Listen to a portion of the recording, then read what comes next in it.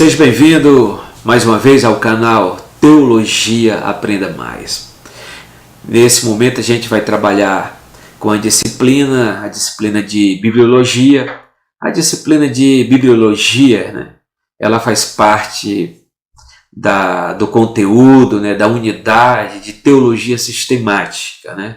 E eu quero disponibilizar esse material, essa disciplina de Bibliologia no meu canal Teologia Aprenda Mais, para que você possa estar apreciando, para que você possa estar refletindo acerca da doutrina das Escrituras, né? E já a gente sabe que bibliologia traz como significado etimológico. A bibliologia é uma disciplina da teologia sistemática que estuda o cânon, a formação, a preservação, a estrutura, a inspiração e principalmente a inerrância da Sagrada Escritura, ok?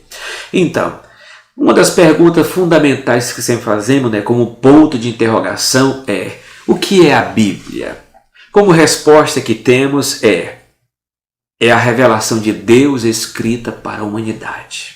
Novamente, se alguém perguntar para você o que é a Bíblia, a resposta lógica e óbvia é a revelação de Deus escrita para a humanidade. Agora, outra questão também, o que é a Bíblia? A palavra Bíblia é de origem grega e significa coleção de rolos ou livros pequenos. É bem básico, porque quando pergunta para você o que é a Bíblia, a resposta é a revelação de Deus escrita para a humanidade. Agora, no seu significado etimológico, o que é a Bíblia? O que significa Bíblia? É a coleção de pequenos livros, né, que a gente pode colocar dessa maneira. É a coleção de rolos, é a coleção de livros pequenos. É o seu significado etimológico. Eu sempre costumo estar analisando, né, a questão da etimologia, é uma palavra que eu gosto muito, né, da palavra etimologia. O que a etimologia estuda? A etimologia estuda a origem das palavras, né? E a palavra principal que estamos aqui pegando, a palavra é tipo assim, palavra, termo, vocábulo. Qual é o vocábulo bíblico? O que significa o vocábulo bíblico? Coleção de pequenos livros, né? Então, nome este, né, que os gregos davam a folha de papiros preparada para escrita, tá? Então, a palavra Bíblia no grego, né, ela é plural. Biblia, o nome é no grego Biblia, né? Na língua portuguesa ela aparece como Bíblia, mas no grego é Biblia, que significa coleção de pequenos livros. Então, a palavra Bíblia no grego, ao qual é o idioma, a língua, né, que foi escrito no Novo Testamento, é o chamado grego koiné. Então, a palavra Bíblia, né, é plural. Mas agora no seu singular aparece a palavra biblion. A palavra biblion pode ser livros, rolos, ok? Mas também se dá a questão da palavra biblos. Biblos significa a folha de papiros preparada para a escrita, tá ok? Então é o que nós chamamos. Mais uma vez eu quero voltar lá no início. O vocábulo Bíblia deriva da palavra grega, ok? Deriva da palavra grega, né? Nome este que os gregos davam a folha de papiros preparada para a escrita. Então, um rolo de papiro de tamanho pequeno era chamado biblion. Essa palavra é singular. E vários desses biblion formava uma Bíblia. Então a palavra Bíblia é plural. Portanto, o termo Bíblia significa coleção de rolos pequenos. Por que eu estou colocando de rolos pequenos? Porque lá no seu início, na sua estrutura original, era formado de rolos. Isso foi desde o século II até o século 3 e 4, né, quando aparece o chamado códice, né, que são livros, né, de grandes proporções que a gente vai estar analisando um pouquinho no decorrer do nosso conteúdo, da nossa disciplina, da nossa estrutura, tá ok? Então, segundo a tradição cristã, quem primeiro aplicou esse vocábulo às Sagradas Escrituras foi o patriarca de Constantinopla, chamado João Crisóstomo, no século IV depois de Cristo. Até a palavra Crisóstomo significa boca de ouro, garganta de ouro, né? Isso a gente vai trabalhar na história patrística, né? Principalmente a história dos pais da igreja, do século II até o século V. Então nós vamos tentar analisar a vida e a obra de João Crisóstomo e saber por que ele foi chamado Garganta de Ouro. Ok? Então, na parte ocidental do Império Romano, a palavra em questão foi introduzida por Jerônimo. Jerônimo é o pai da Vulgata Latina, né, da tradução do hebraico, do grego para o latim. Né?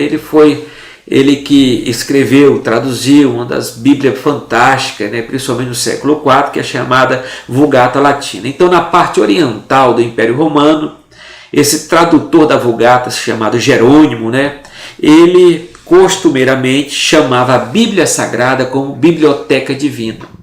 Se a Bíblia, a palavra Bíblia no grego é plural, significa coleção de pequenos livros, ok? E esse nome Bíblia, quem deu na parte oriental do Império Romano, então fica sabendo o seguinte, na parte oriental do Império Romano se falava o grego, porque aquela parte foi colonizada pelos gregos, tá? Então, na parte oriental, João Crisóstomo chamou Bíblia, né? No sentido grego da palavra, e que significa coleção de pequenos livros. Já na parte ocidental do Império Romano, de fala latina, está a figura de Jerônimo, né, um dos pais da igreja, e principalmente um pai latino. João Crisóstomo é um pai grego, ok? Então, na parte ocidental, Jerônimo, o tradutor da Vulgata Latina, chama a Bíblia de quê? De Biblioteca Divina. Por que Biblioteca Divina? Porque a Bíblia Sagrada contém 66 livros, ok? Isso eu estou falando da Bíblia protestante. Então, nessa Biblioteca Divina, como Jerônimo colocou, ela existe duas repartições. Na primeira repartição da biblioteca nós temos 39, isso é muito básico, eu sei que você já sabe isso de cor e salteado. E na segunda parte da Biblioteca Divina nós temos 27 livros, somando nós temos 66 livros nessa biblioteca.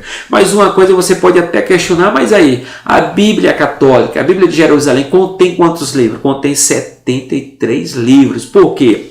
Lá no Antigo Testamento contém 7 livros a mais, que são chamados livros apócrifos, dentro do contexto protestante, mas para dentro do contexto da Igreja Católica Apostólica Romana, ele chama deuterocanônico. Isso a gente vai estar vendo um pouquinho do nosso discorrer, da nossa aula lá na frente, ok? Então, vamos colocar assim.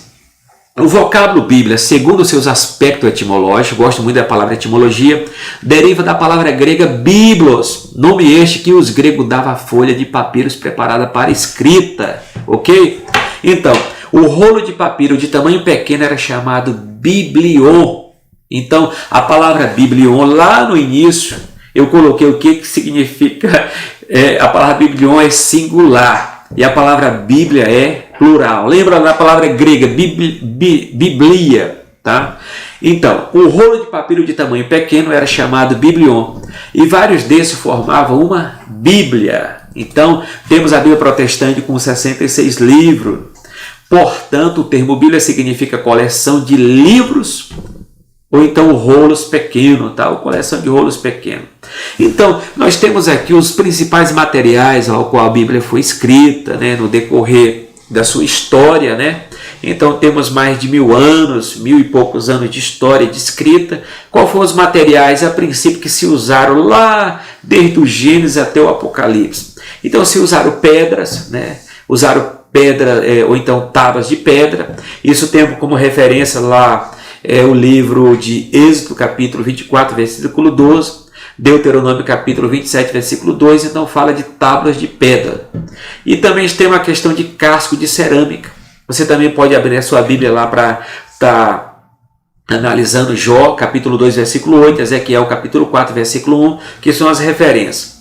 Também tem uma questão dos tabletes de argila, né, placas feitas de barros, né, então está registrado em Jeremias 17:13, é outra referência. Então temos uma coisa tão importante, um material importante, primordial na história da Bíblia, é o papiro. O papiro era uma planta aquática que dava nas margens do rio Nilo, né? Então dessa planta aquática era extraído, né, da entrecasca que eles preparavam de forma artesanal, dentro da sua fábrica, dentro da sua ciência, tecnologia, arranjos de engenharia da época. Então ele da entrecasca do papiro, que era uma cana, né, eles tiravam, tecia e preparava um papel para se escrever na época, né? Então era extraído de uma planta. Então a gente pode ter como referência bíblica Jó, capítulo 8, versículo 11, Isaías 18, versículo 2 como referência. E mais adiante nós vamos ter um material um pouquinho superior, um pouquinho melhor do que o papiro, que é o chamado o pergaminho, né? Então o pergaminho ele é trabalhado da pele do animal preparado, curtido, etc. Então é extraído da pele do animal. Então a gente pode saber a questão dessa pele de animal, de couro, do pergaminho, a partir de Jeremias 36, versículo 23, que são a referência. Então, voltando à questão do pergaminho, por que pergaminho? Porque foi criado esse produto na cidade de Pérgamo. Pérgamo fica na Ásia Menor, tá? Então de lá era trabalhado. Da onde que se tirava esse couro? Né? Era trabalhado do novilho, era trabalhado também do cordeiro, do animal novo, né? Então se preparava, tirava a pele, curtia ela em produtos, né? Que se relacionava para a preparação e confecção desse material. E uma das coisas a gente pode ver o papiro também no Novo Testamento, precisamente lá em 2 Timóteo, capítulo 4, versículo 13, você pode estar analisando a nossa referência. E uma das coisas muito importantes aqui dentro da disciplina, dentro da matéria de bibliologia, é a unidade e a harmonia da Bíblia, ok? Então a Bíblia foi escrita por Deus através dos seus 40 secretários. Eu gosto muito dessa expressão, que nós temos 40 escritores, 40 pessoas que escreveram. Então, como expressão, eu coloquei o seguinte: a Bíblia foi escrita por Deus através dos seus 40 secretários, pessoas que ele usou. Então, esses homens foram instrumentalizados por Deus para escrever os 66 livros da Bíblia na língua hebraica e grega. No Antigo Testamento foi escrito no hebraico, ok? E algumas porções no livro de Daniel, no livro de Esther, no livro de Jeremias, porções de aramaico. Mas o Novo Testamento de Mateus até o Apocalipse foi escrito em grego, ok? Cada escritor tinha diferentes profissões, vivia em lugares e tempos distantes um dos outros, com estilos e características totalmente distintas, ok? O trabalho de todos levou pelo menos uns 16 séculos, precisamente. Então, de Moisés até o apóstolo João. Então, nós temos aí 16 séculos. E o apóstolo João é o último apóstolo, onde que se fecha a unidade, onde que se fecha a harmonia, onde que se fecha todo o conteúdo do cano sagrado. Então hoje nós temos o chamado cano fechado, porque ele se fecha lá no último apóstolo, que é o escritor do Apocalipse, que é o apóstolo João. Isso levou em torno de Moisés até João 16 séculos. A unidade da Bíblia é tão forte que através das suas páginas seletivas podemos examinar sua perfeita e harmônica mensagem, que de fato mostra que há um autor divino dirigindo a história das Escrituras Sagradas sem qualquer erro e contradição. Porque é Deus, através da sua providência, através da sua sabedoria, que ele conduz todas as coisas, que ele traz essa unidade, essa harmonia da Bíblia sem nenhum erro e sem nenhuma contradição. A Bíblia possui duas divisões principais: o Antigo Testamento, com 39 livros, e o Novo Testamento, com 27 livros. Então, a definição do vocábulo testamento, isso é muito importante. A palavra testamento em português, na nossa língua português, ela vem via latina, testamento. A palavra testamento está no latim. Então vem do hebraico, berit, né, que é a palavra, e do grego, né, diatek, né, que significa aliança ou concerto. Então, é também um documento contendo a última vontade de alguém quanto à distribuição dos seus bens, né? Isso é de forma jurídica, isso já está no campo jurídico romano, né? Como se diz, não, é um documento que contém a última vontade de alguém quanto à distribuição dos seus bens, ok? Então, o termo Antigo Testamento e Novo Testamento começou a ser usado pelos cristãos lá no final do 2º século, o termo testamento. A mais antiga lista cristã proveniente do cânon do Antigo Testamento provém do século II, olha lá. Então, a mais antiga lista do Antigo Testamento que temos, ela provém do século II depois de Cristo e foi compilada pelo bispo Melito da cidade de Sardes. Sardes está lá na Ásia Menor. Então, Melito, ele foi responsável no século II para estar organizando a compilação, né, a organização dos livros do Antigo Testamento, que são 39 livros, a organização também, a estruturação e a harmonização, o arranjo, né, dos 27 livros do Novo Testamento, tá ok? Então, Melito, no século II, esse bispo da cidade de Sardes, teve esse comprometimento, né, teve essa responsa, teve essa missão de estar organizando. Então, Melito ele viveu, né, na parte oriental do Império Romano. Lembra-se, na parte oriental se fala o grego. Então, o Antigo Testamento, Melito chamou de Palaia de Ateque. O que significa Palaia de Ateque? Significa Antiga Aliança, significa Antigo Testamento. Mas a pergunta é essa, cadê o Antigo Testamento? Por que? Onde que vai aparecer essa palavra Antigo Testamento? Ela não aparece na parte oriental do Império Romano em fala grega, não. A palavra Antigo Testamento vai aparecer na parte ocidental do Império Romano de fala de língua latina. E vai aparecer já com um dos pais da igreja chamado Jerônimo, que é o tradutor da Vulgata Latina. Então, na parte oriental do Império Romano, no século II, precisamente na cidade de Sardes, do bispo Melito, eles chamam o Antigo Testamento de quê? Palaia de Ateque, que significa Antiga Aliança. E o Novo Testamento ele chama Cainê de Ateque, que significa Nova Aliança. Vamos novamente de forma didática. Palaia de Ateque significa Antiga Aliança, que são nossos 39 livros. E Cainê de Ateque ou de Ateque significa Nova Aliança, que são os nossos 27 livros, ok? Então, Antigo Testamento é a primeira aliança estabelecida entre Deus e o povo de Israel, ao qual foi selada com sangue, aonde? No Monte Sinai. Isso você tem como referência bíblica, Êxodo capítulo 24, versículo 7 ao versículo 8. O Novo Testamento é a segunda aliança feita por Jesus Cristo no Calvário e selada com seu próprio sangue. Isso está registrado em Lucas 22, versículo 20, Hebreus capítulo 9, 11, né? Então, pois essa aliança é superior e digna de toda honra e de toda glória, né? Porque foi selada pelo mediador da nova aliança, que é Jesus Cristo, Filho de Deus, o Cordeiro que tira o pecado do mundo, e ele com seu próprio sangue selou. É o sangue da nova aliança, é o sangue que nos vem redimir, é o sangue que tem todo o poder de tirar o pecado do mundo, não só o meu, mas do mundo inteiro. Louvado seja o nome do Senhor. Então, de João Crisóstomo e Jerônimo, os livros do Antigo Testamento e do Novo Testamento passaram a ser universalmente conhecidos como a Bíblia, na qual os judeus e cristãos baseiam ou têm como base a sua fé. Então, os primeiros reconheceram apenas a primeira parte da Escritura, que é o Antigo Testamento. Os primeiros, quando eu falo, os judeus, o povo de Israel, que não aceitaram Jesus como Messias, o Hamashia, então eles só têm em mente o Antigo Testamento. Os cristãos têm o Antigo Testamento e o Novo Testamento, ok? Então nós consideramos tanto a primeira parte do Antigo Testamento como a segunda parte, que é o Novo Testamento, como a palavra de Deus inspirada, inerrante e infalível, palavra de Deus. Então essa é a primeira parte da Bíblia, tá? Que se chama o cano do Antigo Testamento. Eu vou dar o significado etimológico da palavra cano. Okay?